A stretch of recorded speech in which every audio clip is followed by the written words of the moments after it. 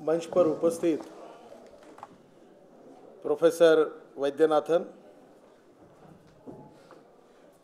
हमारे economic cell के convener Gopal Agarwal,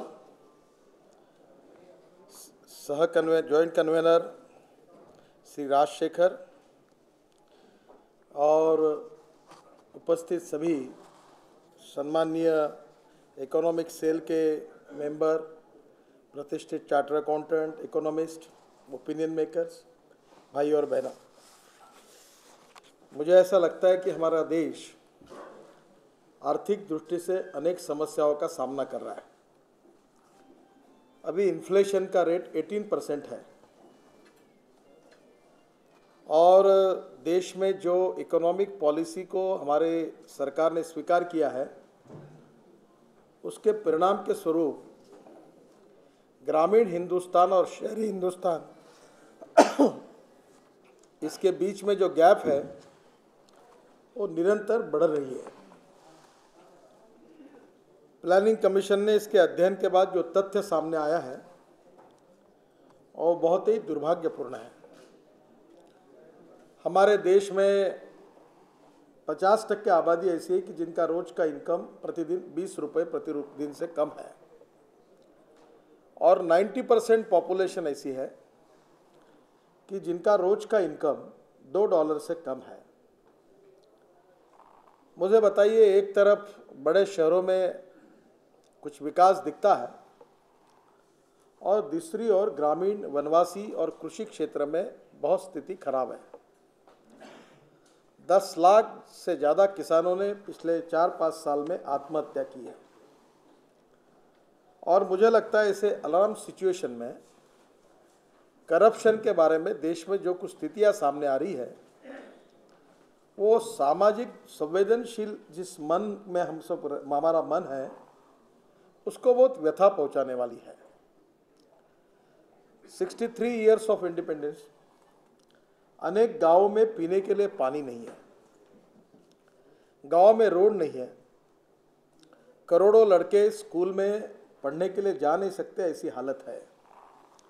school की बिल्डिंग है तो टीचर नहीं है, टीचर है तो बिल्डिंग नहीं है, दोनों है तो विद्यार्थी नहीं है और तीनों है तो पढ़ाई नहीं है। जो स्थितियां हमारे हॉस्पिटल्स की है वो भी बहुत अच्छी नहीं, ऐसी हालत है। मुझे काफ़ी ग्रामीण इलाके में काम करने का मौका मिला है और जो कुछ मैंने देखा वो बहुत गंभीर है। 2 दिन पूर्व मैं हमारे साउथ पॉइंट पर, जहाँ इंदिरा जी का एक बड़ा स्टैचू खड़ा किया है, वो अंडमान निकोबार के आगे, वहाँ मैं कल था, 2 दिन पहले था।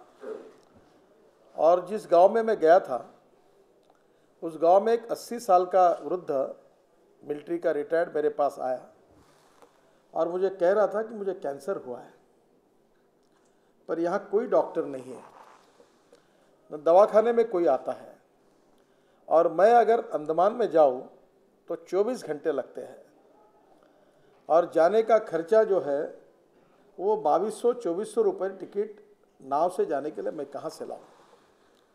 अब मेरे सामने मरने के सिवा कोई पर्याय नहीं है।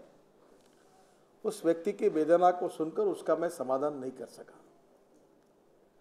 एक समय हमारे फौज में शामिल होकर अपने देश के लिए जान देने वाले उस व्यक्ति की उस अवस्था को देखकर मेरे मन में ये सवाल पैदा हुआ। जब मैं हेलीकॉप्टर से वहाँ से आ रहा था अंडमान की तरफ, 2.5 घंटा जर्नी को लगता है, तो मैं सोच रहा था पानी में नीचे देखकर कि ये देश के लिए कुर्बानी देने के लिए, इस व्यक्ति के लिए आज देश में ना कोई हॉस्पिटल है, ना कोई डॉक्टर है, ना कोई दवाई। और ऐसे स्थिति में हमारे देश में भ्रष्टाचार एक के पीछे एक सामने एक उदाहरण आ रहे हैं। आपको याद होगा कि कॉमनवेल्थ गेम्स से जब शुरुआत हुई तो उसमें अटल जी की सरकार के समय में एक सेंट्रल पीडब्ल्यूडी की कमेटी थी, उसका मैं चेयरमैन था और पीडब्ल्यूडी के कुछ रिफॉर्म के लिए मैंने किया था। उससे बहुत अधिकारियों को और काफ़ी परिवर्तन हुआ। तो मैं दिल्ली काफ़ी दिनों से आने के बाद मुझे उसके अनेक अधिकारी अभी बड़े पोस्ट पर गए, वो मुझे मिले और जो जानकारी बात करते करते मुझे समझ में आई, मुझे एक प्रकार से बहुत बड़ा धक्का लगा। मैं थोड़ा सा, मुझे कंस्ट्रक्शन के क्षेत्र में अनुभव मिला, क्योंकि मैं 4000 करोड़ रुपए कैपिटल मार्केट से मैंने खड़े किए थे और पब्लिक मनी से 8000 करोड़ के काम किए। और उस समय एक प्रॉब्लम मेरे सामने आया था, और वो प्रॉब्लम यह था कि मुंबई पुणे एक्सप्रेस हाईवे और फ्लाईओवर्स के लिए जो टेंडर इशू किए गए थे उसमें टेक्निकल और फाइनेंशियल एबिलिटी के लिए उसका प्री क्वालिफिकेशन था।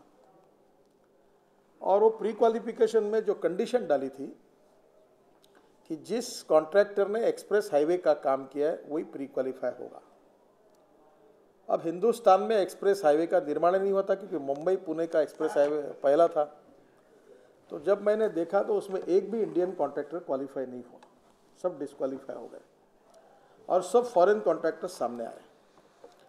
फ्लाईओवर्स के काम में जो कंडीशन डाली थी उसमें जो मशीनरी का उल्लेख किया था वो इंडिया में थी नहीं, तो सब फॉरेन कॉन्ट्रैक्टर्स सामने आए। तब मेरे जो वहाँ के एमडी थे, मैंने कहा ये काम मैं नहीं करूँगा, बी इंडियन बाय इंडियन ये मैं समझता हूँ और आपकी बात से मैं सहमत नहीं हूँ। और मैंने फाइल उठाकर उनके सामने फेंक दिया। मैंने कहा ये मेरे से नहीं जम पाएगा। तो उन्होंने बोला क्या करना चाहिए? बोला आप इंडियन कॉन्ट्रैक्टर्स को काम दो। अगर कोई 5 मंजिली अगर बिल्डिंग बांध सकता है तो वो 100 मंजिली बांध सकता है, पर आपने बनाई नहीं, किसी कारपोरेशन ने परमिशन ही नहीं दी है, तो कैसे बनेगा वो? और इसलिए परमिशन नहीं दी, देश में किसी को अवसर नहीं मिला, और आपने ये कैसे होगा? और इसलिए बाद में आपको ताज्जुब होगा कि मुंबई पुणे एक्सप्रेस हाईवे, इसके टेक्निकल नॉर्म्स और फ्लाईओवर्स के नॉर्म्स मैंने बदल दिए और 70 कॉन्ट्रैक्टर्स प्री क्वालिफाई हुए, इंडियन कॉन्ट्रैक्टर्स। और आपको ताज्जुब होगा कि जो Mumbai Pune express highway world standard का है, कभी आपको देखने का मौका मिला तो जरूर देखिए, मुंबई और पुणे के बीच में है। वो 3600 करोड़ का जो टेंडर था, जो लोएस्ट आया था, वो रिजेक्ट किया हमने रिलायंस का, और अपने इंडियन कॉन्ट्रैक्टर्स ने काम किया, गवर्नमेंट के इंजीनियर्स काम। वो काम केवल 1650 करोड़ में हुआ और 2000 करोड़ रुपए बच गए। मैं इसलिए आपको ये इतिहास बनाता हूँ कि कॉमनवेल्थ गेम में क्या बदमाशी हुई वो आपको ध्यान में आएगी। फ्लाईओवर्स 1800 करोड़ की एस्टिमेटेड कॉस्ट थी, 1000 करोड़ में हुए हैं। और ये जो टीवी पे आप देखते हैं समुद्र में सीलिंग प्रोजेक्ट, ये मैंने मेरे समय शुरू किया, आधा प्रोजेक्ट पूरा किया। और उस ब्रिज के बीच में जो पुल ब्रिज बनाना था उसके लिए कॉन्ट्रैक्टर अपॉइंट किया था, उसका काम केवल 420 करोड़ रुपए में था। वर्क ऑर्डर दिया था, काम शुरू हुआ, डिले के बाद वो 1680 करोड़ में गया। इसमें इंडियन कॉन्ट्रैक्टर्स काम कर सकते थे। कॉमनवेल्थ गेम में एक ही वाक्य ने घोटाला किया है, इवन ताज कैटरिंग को भी डिस्क्वालीफाई किया गया। उसमें यह लिखा था, एक दिमागदार आदमी, मैं समझ सकता हूं कि करप्शन कैसे होता है, एक दिमागदार आदमी ने इतनी एक कंडीशन डाली थी कि जो कंपनी जिसको ओलंपिक या कॉमनवेल्थ गेम का एक्सपीरियंस है वही कंपनी काम लेने के लिए क्वालिफाई होगी। वो लाली ना लुल्ली कौन था वो? मैंने आरोप लगाया था उस समय, आज उसका आया है, प्रसार भारती, उसका लाली शायद नाम है उसका, लल्ली।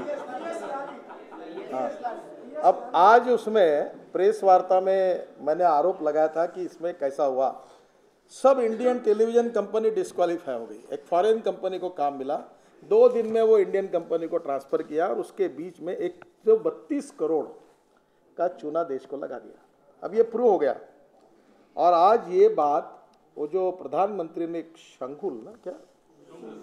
शुंगरू कमेटी अपॉइंट की थी, उसने आज ये सर्टिफाई किया है कि 132 करोड़ रुपए का चूना इस लल्ली ने लगाया और केवल ये प्री क्वालिफिकेशन के नाटक में हो गया। अगर ये इंडियन टीवी वाले काम नहीं कर सकते हैं क्या? भारत में क्रिकेट मैच होती है तो हमारे यहाँ के टीवी वाले काम नहीं कर सकते? अच्छा करते हैं, पर कंडीशन डाली थी कि ओलंपिक का और कॉमनवेल्थ गेम का जिसने किया है काम वही प्री क्वालिफाई होगा, सब डिस्क्वालीफाई होगा। ये प्रसार भारती का स्कैंडल। ये कॉन्ट्रैक्टर्स में क्या हुआ, ये जवाहरलाल नेहरू स्टेडियम में जो क्लॉथ है सफ़ेद, वो खरीदी किया गया अमेरिका से। सिलाया गया मेक्सिको में, रोप लाई जर्मनी से, नटबोल्ट लाए स्विट्जरलैंड से, आर्किटेक्ट और कंसल्टेंट ऑस्ट्रेलियन, और जवाहरलाल नेहरू में संडास में जो टाइल्स चिपकाई वो भी ऑस्ट्रेलियन कामगारों ने, क्योंकि हिंदुस्तानी उसके भी लायक नहीं है, और सामान लाया हवाई जहाज से। और जो स्टेडियम 100 करोड़ में रिपेयर होना चाहिए उस पर 980 करोड़ रुपए खर्चा किए। 980 करोड़। मुझे तो समझ में नहीं आता कि, और ये ऐसे कितने बात मैं आपको बताऊं, क्योंकि ये बहुत समय नहीं है, ऐसे अनेक तथ्य सामने आए। और ये सब काम हुआ इसका एकमात्र कारण कि प्री क्वालिफिकेशन में इकोनॉमिक और टेक्निकल नॉर्म्स में गड़बड़ की।